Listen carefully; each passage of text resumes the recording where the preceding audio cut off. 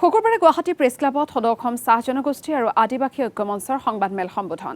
আদিবাসী আৰু চাহ জনগোষ্ঠীৰ উন্নয়নক লৈ মুখ্যমন্ত্ৰীলৈ ধন্যবাদ জ্ঞাপন কৰি সম্বোধন কৰে এই সংবাদমেলৰ।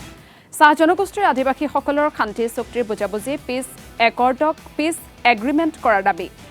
শান্তি চুক্তিৰ জৰিয়তে হোৱা আদিবাসী কল্যাণ আৰু উন্নয়ন পৰিষদৰ পুনৰাই legislative, executive and financial power দিয়াৰ আহ্বান।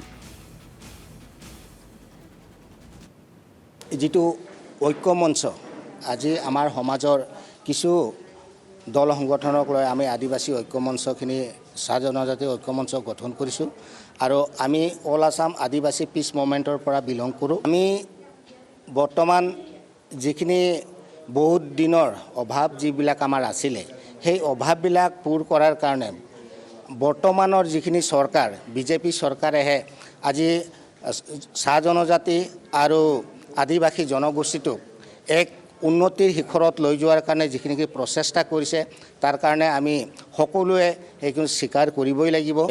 আমাৰ আদিবাসী বিদ্ৰোহী সংগঠনৰ এটা নতুন দিল্লীত ত্ৰিপাক্ষিক চুক্তি হৈ যায় আৰু সেই চুক্তিৰ আধাৰত আমাৰ আদিবাসী সমাজৰ বিভিন্ন সমস্যা একৰ্ড যিটো হৈছে সেই একৰ্ডৰ মতে আমাৰ এছটিকৰণৰ কথাও তাতে আছে।